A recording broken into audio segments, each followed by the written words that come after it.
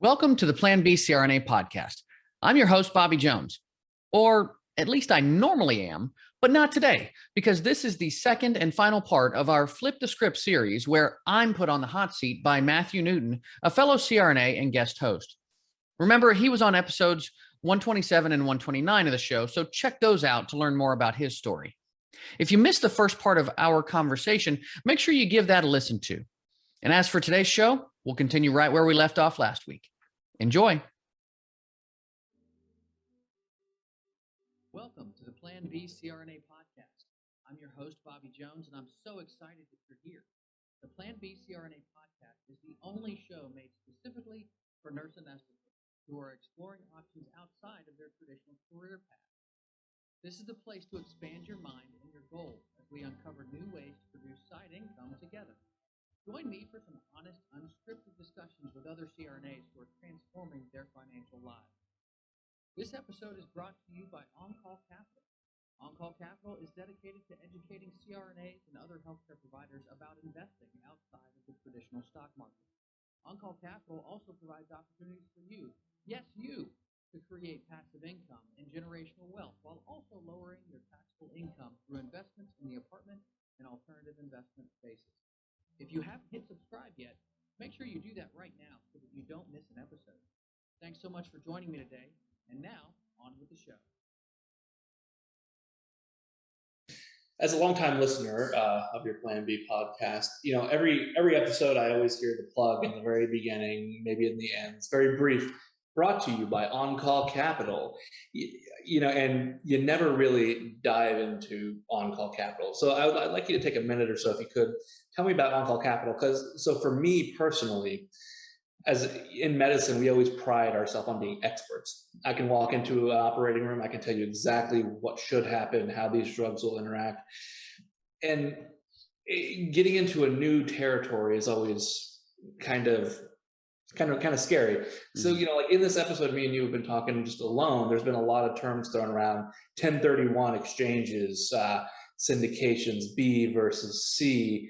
And I'm sure there's many listeners out there that are just kind of, ooh, and these terms kind of just add anxiety when we hear these things. So I'd like to talk about the diversity of investing with syndications or private equity and how that can affect everybody, and maybe clear up some of like this nervousness people might have if they wanted to come, say, invest with you. So can you walk me through maybe a syndication deal you did? Like, go ahead and say, if I were to have invested, I don't know, like 115,000, what exactly would that process look like? Do we just hand you money and poof, we pray for the best? Do you have statements and projections? How do you do it? What kind of return are we looking at?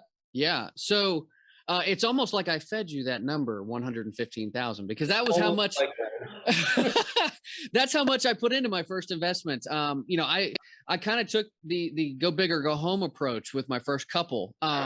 But I had that much confidence in the operators I was working with. But for instance, so the first investment that I made was in a class B. It was a B plus property, multifamily in Raleigh, North Carolina. I live an hour and a half or so from Raleigh. I used to visit a ton when I was on the state board for North Carolina, for the NCANA, and I know the market to where I feel comfortable with it. I know that there are economic drivers that are great in that town. So when this opportunity came up to invest, and it was a 506B deal, I had looked at many deals before that either didn't work for what I was looking for, or I couldn't invest in because I wasn't accredited. So when the opportunity came, I jumped on it and I put 115,000 in, and within 3 months, so this was in August of 2019. By Christmas, I was already receiving payments. That mailbox money, they go straight into your account. You don't have to do anything for it. Okay. Gotta love that. So yeah. And I mean, so those returns, that was about a 6% return right there, where I'm getting 6% in those, cash distributions. Okay.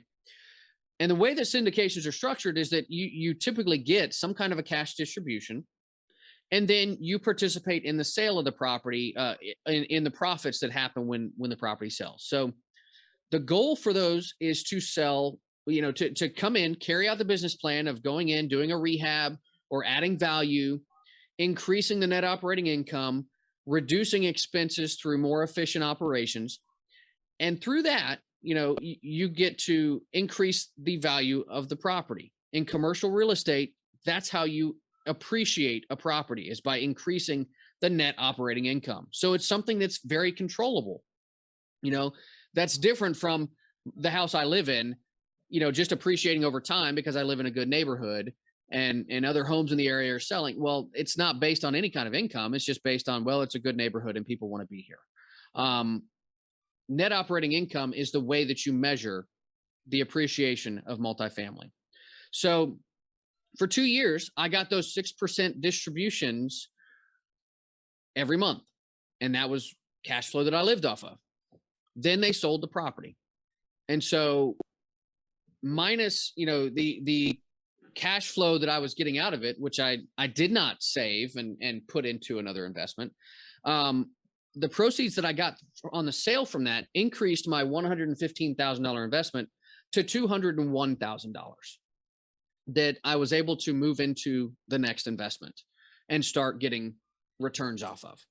And I've already started. Like we 1031'd it late last year, and it's already started paying distributions, this year. So we feel very fortunate with that.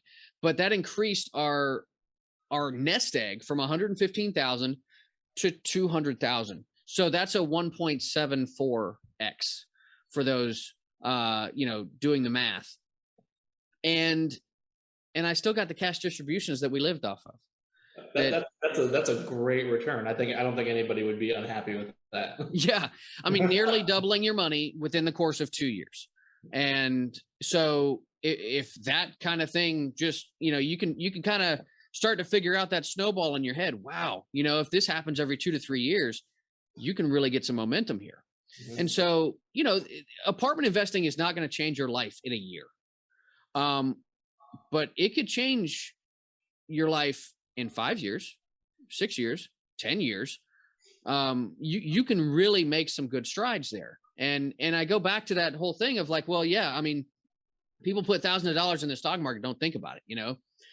People think about retiring in 20 to 30 years and just think that's what I have to do. I can't touch my retirement until I'm 60.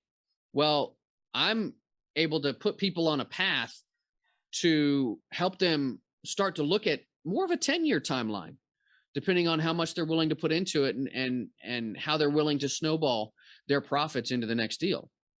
So yeah, it doesn't happen overnight, but moving from 20, 30 years to 10 is a big change for a lot of people.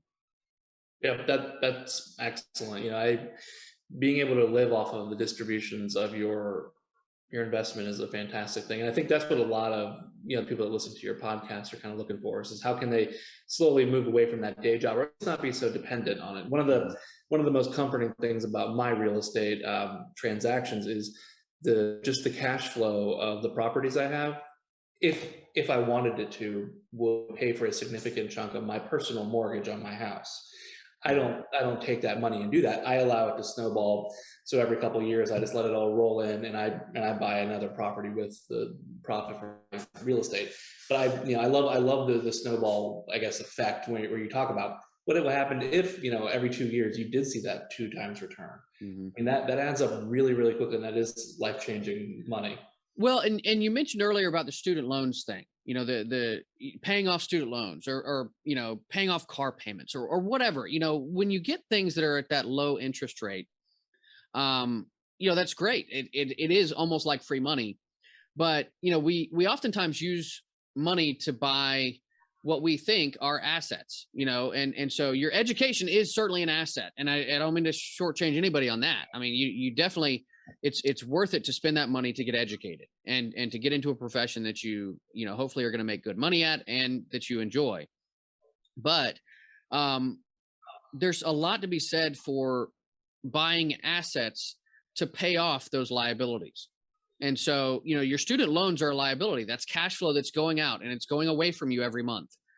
Mm-hmm. So you can just pay that, or you could use your money to buy an asset that will then pay for that. And so if you got, and I've talked with people about this, like you got a car payment, it's going to be, you're going to buy this car and it's going to be $300 a month. Well, why not go buy something, a piece of real estate that's going to pay you $300 a month, and you use that to pay off the car payment. And then in 5 years, you've got the car and a piece of real estate, and that real estate will continue to appreciate over time. So there's a lot to be said for using the purchase of assets to cover your cash flow and to cover your expenses. And it's just a different way of approaching things that a lot of people don't think about. That people think about, well, I got to go to work to make money. That's what I have to do.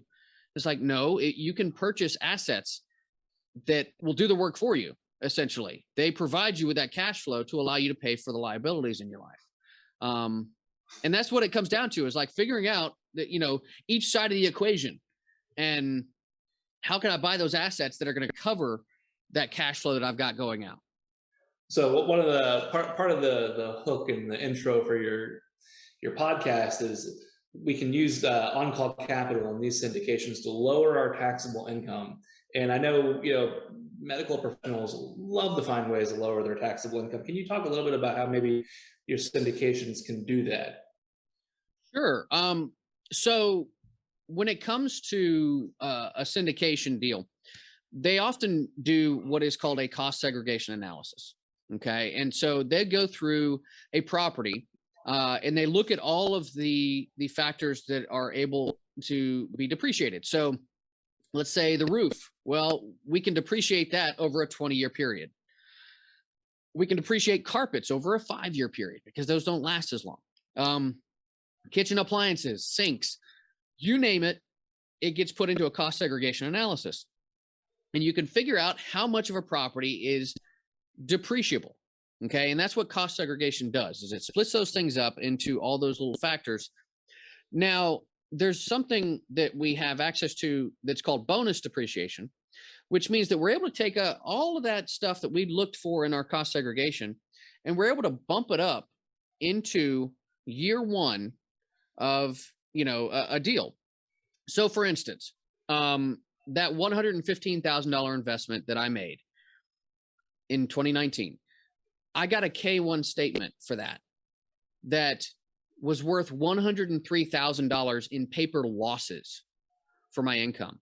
Now, that K1 is only applicable to passive income.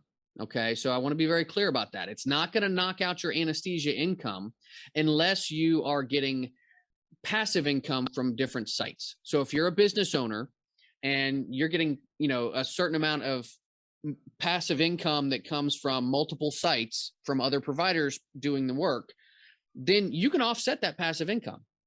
And this is very common with physicians or, people like yourself who, had a business and, had other people that were working for you, and you get passive income that shows up on a K1 statement. So in essence, I bought this $115,000 property. I had $103,000 in losses that I could report on my taxes that I could use. Can you define losses? Because people, I think some of your podcast listeners will hear that and they've never actually had paper losses.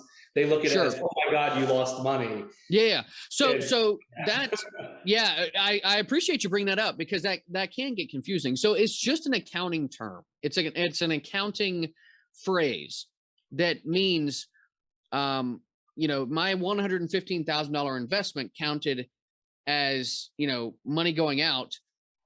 And I got these paper losses that I could then apply to passive income that I received. So for instance, I got 6% on that 100. Let's just say it's 100,000. Okay. So that's $6,000 in passive income that I produced from that investment.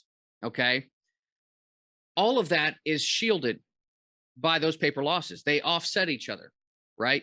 So the passive income that I produce from my apartment syndications is completely covered by the paper losses that I get as a result of being invested. So essentially that $6,000 is tax-free is what you're saying. Exactly. And so the income that I produce from my apartment syndications that's on the passive side, and I'm invested in multiple deals now that produce income for me. none of that passive income is taxable because of the K1s that I get that show paper losses that offset that income. So, and I often tell people it's not about how much you make, it's about how much you get to keep. And that's why real estate is such a powerful tool from a tax perspective. And what it can do for different people in different professions is pretty amazing. Let's say, you made $300,000 last year. Okay. And $100,000 of that was in passive income. But you invested in an apartment that gave you $40,000 in losses, right? Paper losses of $40,000. $50,000 investment gave you $40,000 back in paper losses, okay? And you had passive income of $100,000. Well, now your taxable basis changes because you're not going to get taxed on that $100,000. You're only going to get taxed on $60,000. That is an incredible thing because now you just got $40,000 in income that year that wasn't even taxed. That's wonderful. And you get to use not only is your money working for you to generate passive income and mailbox money, it's also working to shield your taxable income, which is so incredibly valuable. So that one investment probably it saves you $15,000. That year that you didn't have to do anything for. I mean, it just saved you money. These are all really great concepts that we're talking about that I wish was taught in grade school. Like I feel like me and you need to write an on-call capital Plan B podcast book to just talk about some of these general ideas for everyone. It would be just so helpful to go, hey, look, here's one avenue to help save you money. Here's another avenue to help generate some money. Here's some of these basic complicated concepts that you don't have to just hear and get all nervous and be anxiety ridden about. Like having ways that I think conversations like this is fantastic for your listeners to clear up some of these these ideas. And it is. I mean, and accounting is complicated. I mean, that's why we have CPAs. Because they can handle all of the complications of this and they know the tax code in and out. But the thing that I try to get across to people is everybody wants to invest in their 401ks and their IRAs because it's beneficial from a tax standpoint. I'm shielding my income and I'm lowering my income. And that's great. There are also massive tax benefits from investing in real estate.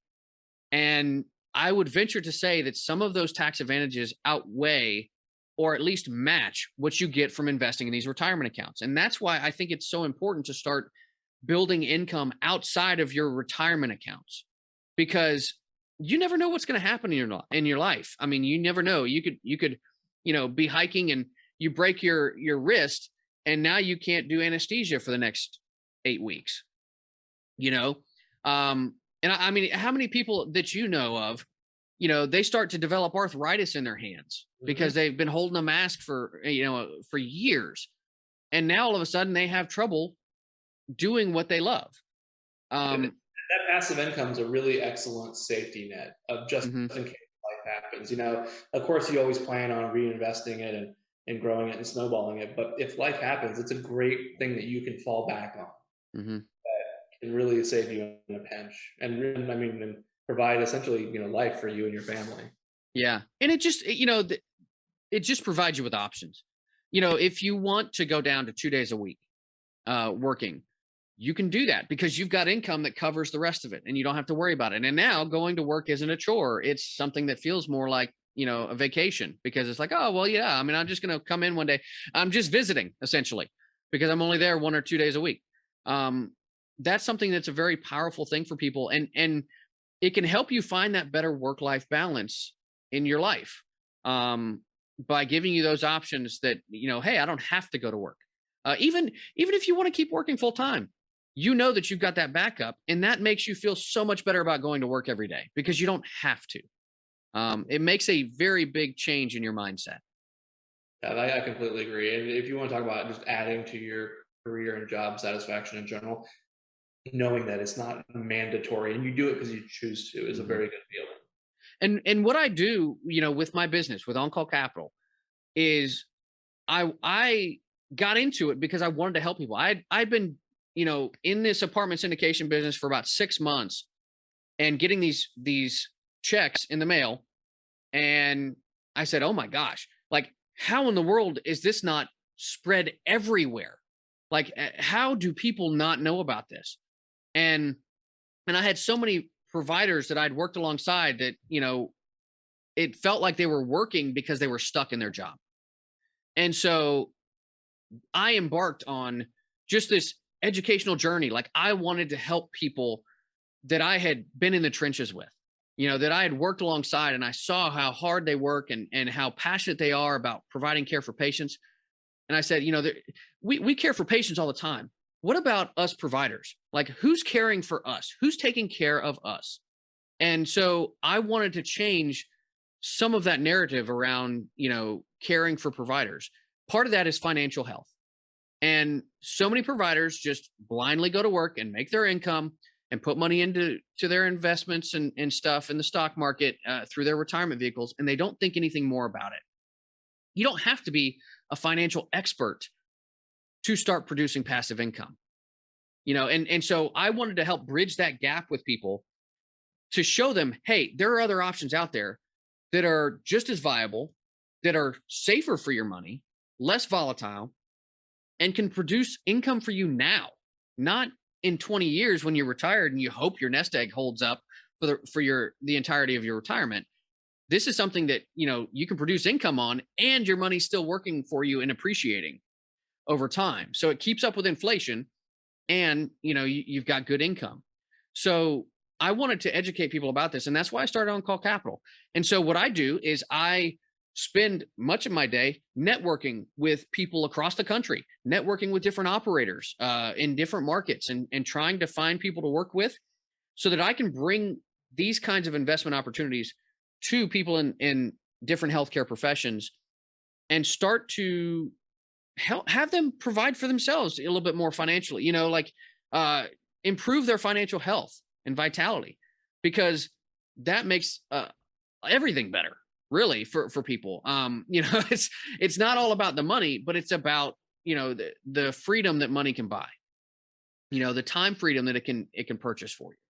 Well, I know me and all the rest of your listeners definitely appreciate all the effort you put into to helping everyone out. So, you've been wildly successful with your podcast and your syndication group. What does the future hold? Do you have any long-term goals over the next couple of years? Where do you plan on taking everything? So, one of the things that I'm really excited about is the opportunity to venture out into other kinds of alternative investing. Primarily up to this point, it's been multifamily, and multifamily is definitely a great base to build on. But what I'm looking at is what's coming next, what's up next in the economy and in the markets. And, some of that's self-storage, senior housing, even crypto. There are ways to make money in cryptocurrency that don't deal so much with the volatility on a day-to-day basis as much as they are, hey, if you're mining, if you've got some miners that you've purchased, those are literally mining Bitcoin for you and creating money out of thin air. You are mining cash that you can use. So there are ways to invest that I want to bring to people. RV campgrounds. That one's one that people just don't think about, but those are cash cows. And, mobile home parks is another one. Like, getting into some of these mobile home park funds. So what I want to do is, I preach diversification of your assets, investing in different asset classes, types, you name it. And that way they're not correlated with each other. And if they're all doing well at the same time, great. But if one takes a dip, it's not a hit to your portfolio. But what I want to be able to do is offer investment types that mirror what my overall approach to this is.